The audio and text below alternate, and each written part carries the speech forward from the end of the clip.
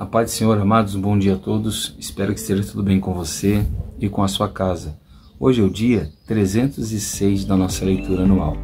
Fique conosco.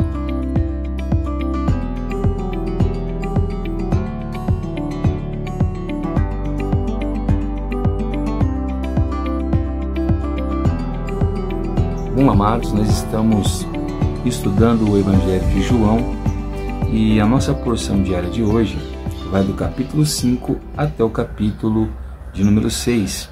Espero que você consiga separar um tempo, fazer essa leitura.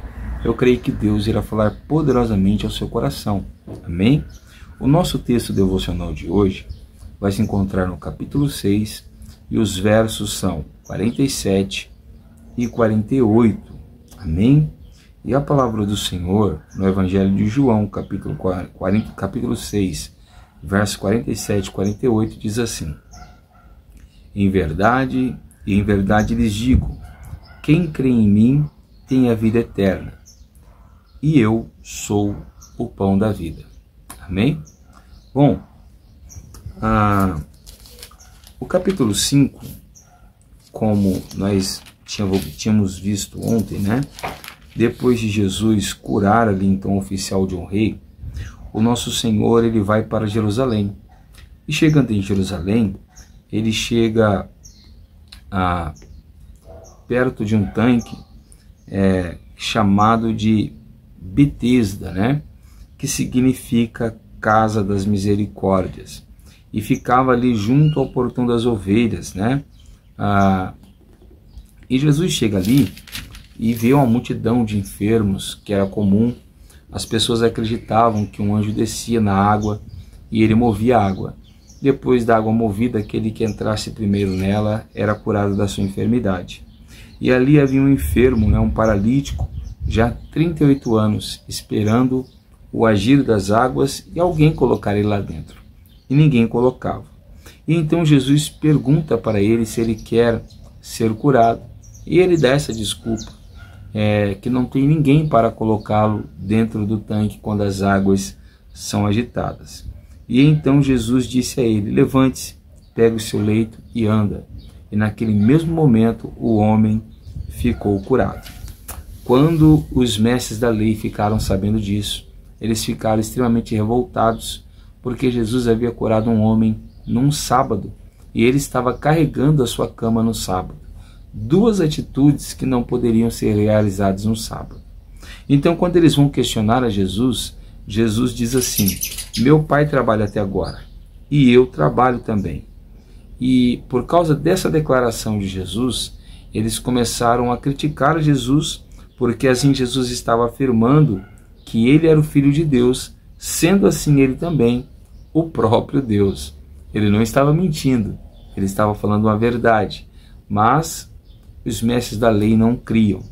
Bom, temos aqui então um aprendizado muito importante.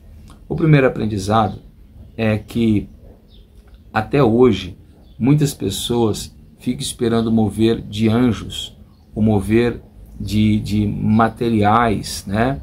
Pessoas esperam passar por debaixo de uma porta para receber uma bênção, outros esperam ser tocados por um lenço para receber uma bênção. Alguns acreditam que tem que vir um anjo ou alguém até ele. E Jesus mostra para nós que basta-nos apenas olhar para Jesus. Enquanto os olhos do coxo estavam nas águas e no mover das águas, ele não era curado. Mas ao passo que ele passou a olhar para Jesus, ele foi curado. Nós precisamos olhar mais para Jesus e menos para as ações que estão ao nosso redor. Amém? Outra coisa interessante que nós aprendemos aqui é que Jesus não é um Deus menor. Jesus não é apenas homem. Jesus é literalmente o Deus verdadeiro. Amém? Bom, a crítica é muito forte então contra Jesus. E Jesus vai dizer assim no verso 25: em verdade lhes digo, que vem a hora e já chegou, em que os mortos ouvirão a voz do Filho de Deus, e os que a ouvirem viverão. 28. Não fiquem maravilhados com isso, porque vem a hora que todos os que se acham no túmulo ouvirão a voz dele e sairão. os que tiverem feito bem para a ressurreição da vida, e os que tiverem praticado mal para a ressurreição do juízo. Existem dois tipos de pessoas, aqueles que estão mortos e aqueles que estão vivos. Olha que coisa interessante. Aqueles que estão mortos, eles vão ouvir a voz de Jesus e vão ressuscitar. Mas há um grupo em que não vai ouvir a voz de Jesus, assim não irá ressuscitar. Aqui Jesus está falando da vinda dele, né? Aqueles que deram ouvidos para a voz de Jesus agora ganharam vida. E no último dia da vinda de Jesus, eles ressuscitarão para receber então a ressurreição e a vida eterna. Observa que João ele fala muito sobre a vida eterna, ele fala muito sobre a salvação, né? E então eles começam a criticar Jesus cada vez mais. E então Jesus vai dizer o seguinte para eles no verso 39. Vocês examinam as Escrituras, porque julgam ter nelas a vida eterna. Ou seja, os mestres da lei diziam que as Escrituras continham a vida eterna. Ali estava o caminho para a vida eterna. Ou seja, os preceitos, as obediências, as leis cerimoniais. E olha o que Jesus vai dizer. E são elas mesmas quem testificam de mim. As Escrituras que eles tinham aqui eram os profetas, eram os escritos de Moisés e os salmos. E nós vimos, né, o quanto os livros do Antigo Testamento afirmam que Jesus era o Messias que havia de vir, né? E que ele era o próprio Deus. Então toda a Escritura não está falando de mim, não fala de você. A Escritura não foi feita para falar do homem. A Escritura foi feita para falar unicamente do nosso Senhor e Salvador Jesus Cristo. Por isso nelas tem vida eterna. Amém? Então Jesus vai dizer para eles, olha, vocês estão achando que sou eu que vou acusar vocês no dia que meu Pai vier buscar o seu povo. Na verdade não. Quem vai acusar vocês são aqueles a quem vocês dizem acreditar, que são Moisés e os profetas. Ou seja, eles diziam tanto crer em Moisés, mas quando liam os escritos de Moisés, eles não criam que Moisés estava falando de Jesus. Assim, o próprio Moisés é quem vai condená-los no último dia, né? Bom, depois Jesus vai atravessar para o Mar da Galileia para o outro lado, né? E chegando ali, ele vai curar muitos enfermos, muitos doentes. E a multidão vai estar ali ouvindo Jesus no deserto, se maravilhando das palavras que ele estava ensinando. E de repente aquela multidão começa a ter fome.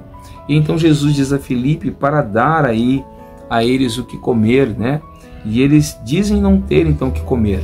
Então Jesus vai ali multiplicar os pães e os peixes que foram trazidos a ele. E quando a multidão come aqueles pães, come aqueles peixes e veem que sobraram cestos cheios ainda, eles ficam maravilhados e eles creem que Jesus verdadeiramente era um profeta que deveria vir ao mundo. Então Jesus, no final do dia, atravessa de novo o Mar da Galileia.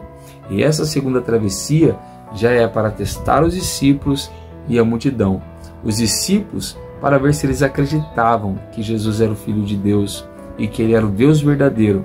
E a multidão para ver se a multidão iria ter fome e sede de Jesus. No dia seguinte, a multidão está tudo do outro lado do lago junto com Jesus.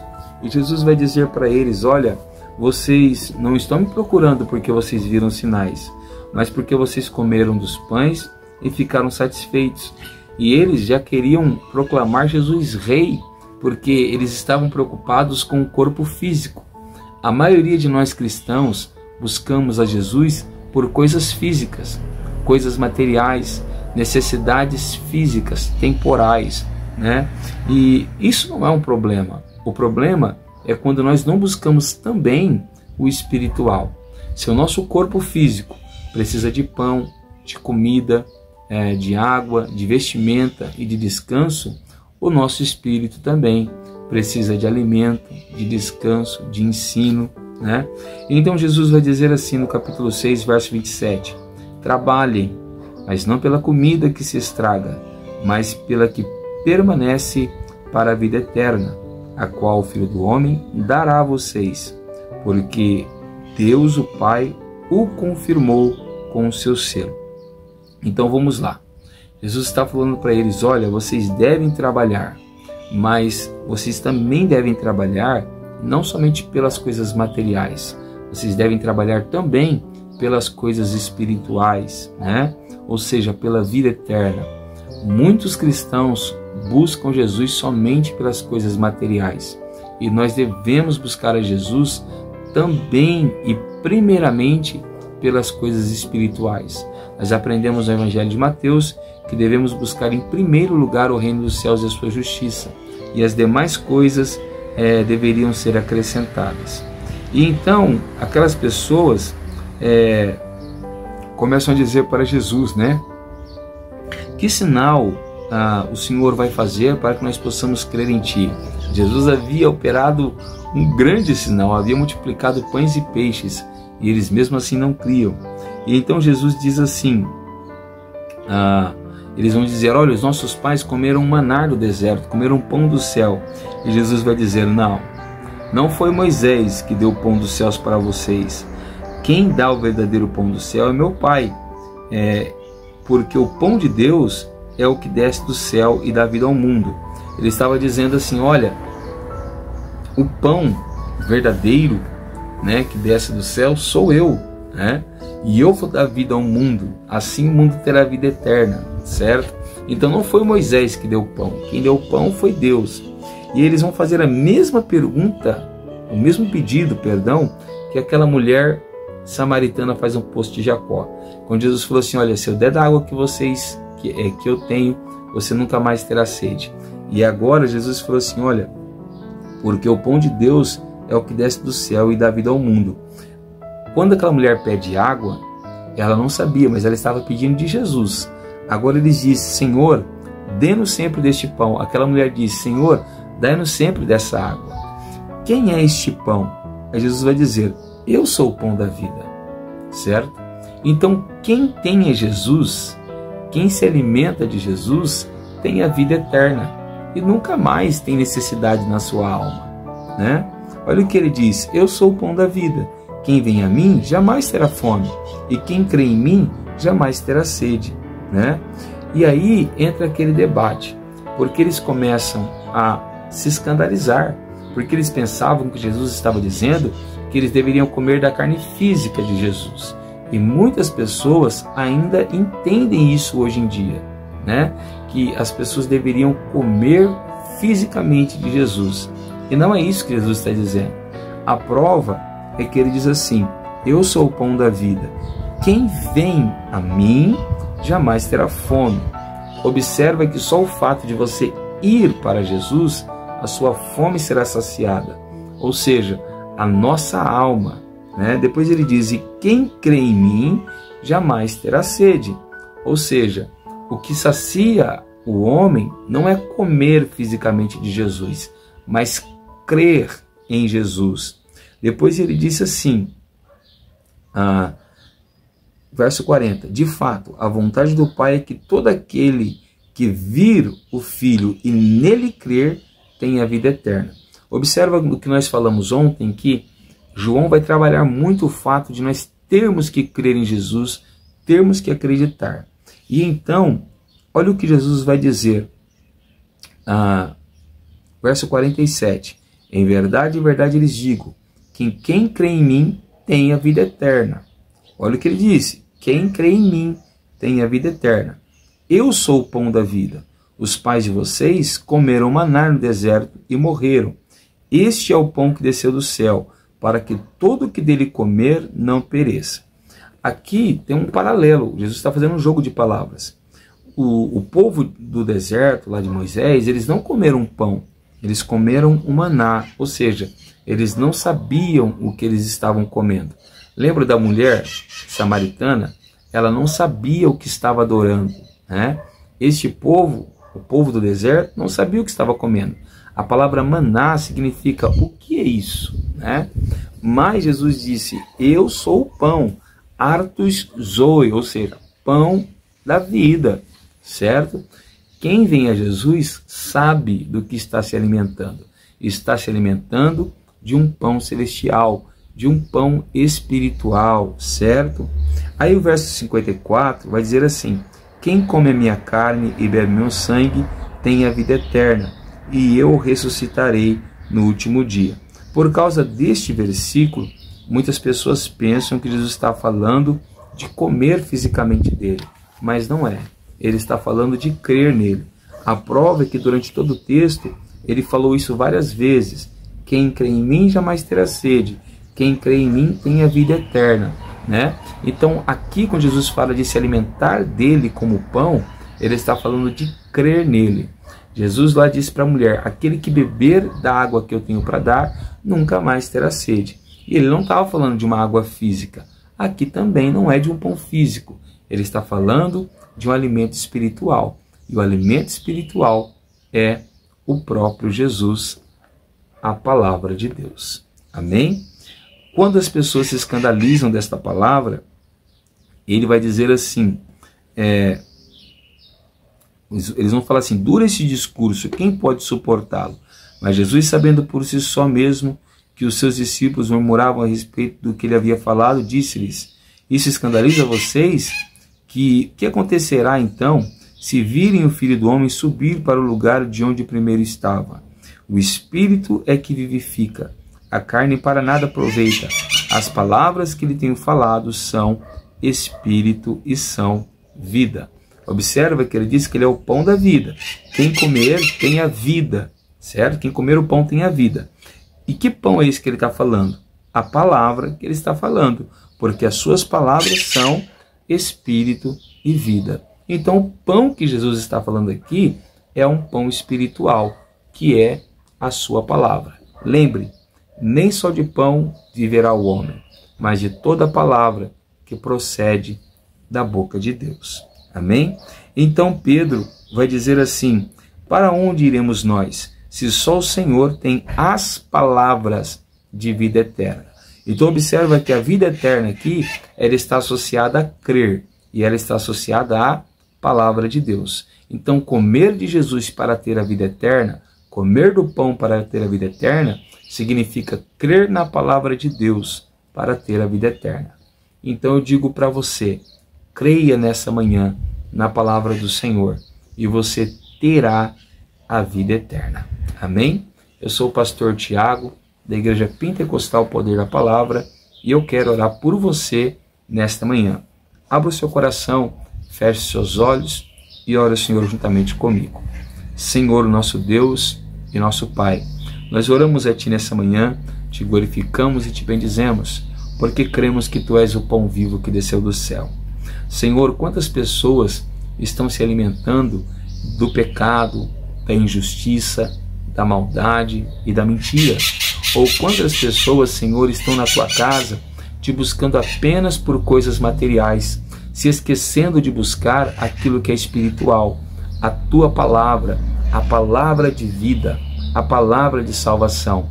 Que nessa manhã o Senhor desperte em nós sede e fome, não de coisas materiais apenas, mas também da Tua palavra. O Senhor disse que aquele que for até o Senhor, de maneira nenhuma o Senhor o lançará fora.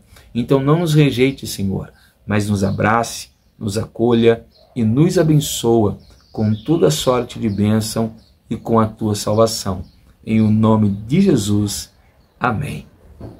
Se você tem gostado deste trabalho, eu vou pedir o like aí no vídeo, o compartilhamento com alguém que precisa ouvir essa palavra. E se você ainda não estiver inscrito, não perca tempo não, se inscreva no canal. Assim você vai poder nos acompanhar todos os dias. E nós iremos ler a Bíblia inteira esse ano juntos. Amém? Que Deus te abençoe, fique com Ele e tenha uma ótima sexta-feira.